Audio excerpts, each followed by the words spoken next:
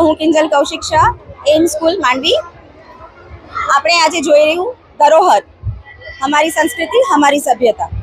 આ કાર્યક્રમ અમે મહાભારતને લઈને કર્યું છે અને આખું જ મહાભારત સ્ટાર્ટિંગથી લઈને એટલે કે કૌરવ પાંડવ જન્મથી લઈ અને દુર્યોધન વધ સુધીનું લીધું છે, જેમાં અમે સ્ટાર્ટિંગ પ્રી પ્રાઇમરીના સ્ટુડન્ટ્સ એટલે કે આપણા ફેમિલીના જે આપણે એ લોકોને વેલ્યુ શીખવાડવા જોઈએ છે કે ગ્રાન્ડ પેરેન્ટ્સ માટેની પ્રેમ, એ લોકોનો મા બાપ વચ્ચેનો પ્રેમ, ભાઈ બહેનનો પ્રેમ, અને બે ભાઈઓ વચ્ચે ઝઘડા થાય તો શું થઈ શકે, અને એ આટલું મોટું મહાભારત થયું એ તમે બધાએ નિહાળ્યું।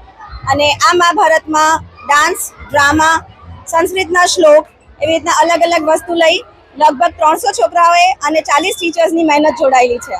દર વર્ષે કંઈક અલગ કરવા જઈ રહ્યા છે। ગયા વખતે આપણે જ્યારે અયોધ્યામાં રામ ભગવાનની સ્થાપના થઈ એ જ વખતે એમ્સ અયોધ્યા ઇન માંડવી, અયોધ્યા ઇન એમ સ્કૂલ આપણે કર્યું હતું, અને આ વખતે અમે મહાભારત લઈને આવ્યા છે। આજે અમારા બધા જ બાળકોને રામાયણ વિશે બી ખબર છે અને આજે અમારા બધા જ બાળકોને મહાભારત વિશે બી ખબર છે કે પાંડવોના કેટલા પુત્ર હતા અને કૌરવોના કેટલા પુત્ર હતા, કોણ કૃષ્ણ, કોણ અર્જુન, કોણ દ્રોણાચાર્ય, તો અમે બધું જ આમાં બતાવ્યું છે।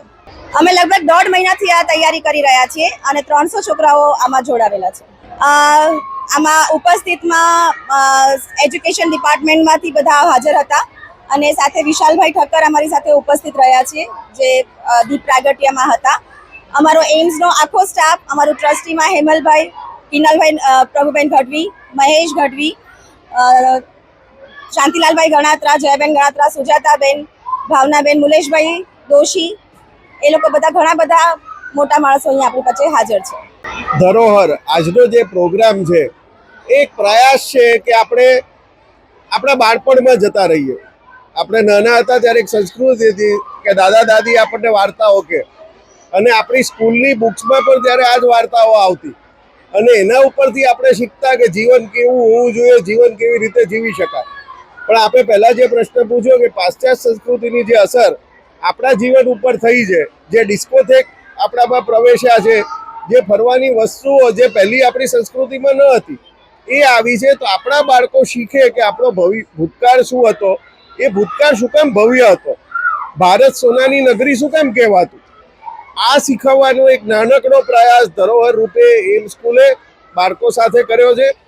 આપણી સ્કૂલના જે બાળકો જેની પાસે જે ક્ષમતા હતી, જે સારું ગાતા હતા એમને ગાયું છે, જે સારું બોલતા હતા એમને ડાયલોગ ડિલિવરી કરી છે, જે સારો ડાન્સ કરે છે એ લોકો ડાન્સ પ્રભુત્વ બતાડ્યું છે, જે બાળકો બીજા બાળકોને તૈયાર કરી શકતા હતા આજે આપ નિહાળશો લગભગ 300 બાળકો જે ખૂબ જ સારા તૈયાર થઈને આવ્યા છે, આમને તૈયાર પણ બાળકોએ જ કર્યા।